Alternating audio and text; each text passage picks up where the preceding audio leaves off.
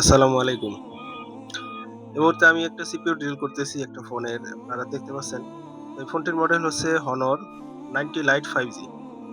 ফোনটিতে এফআরপি থাকার কারণে আমাদের সিপিইউ ড্রিলিং এর মাধ্যমে RXOP, RX1, TXOP, TX1 এই ৪ টা লাইন বের করে তারপর এফআরপিটা রিমুভ করতে হয়।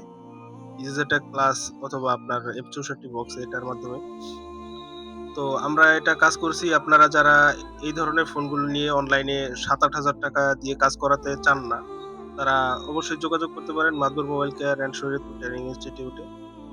এখানে বসে থেকে কাজগুলো করিয়ে নিতে পারবেন মোটামুটি চিপ প্রাইস এর মাধ্যমে।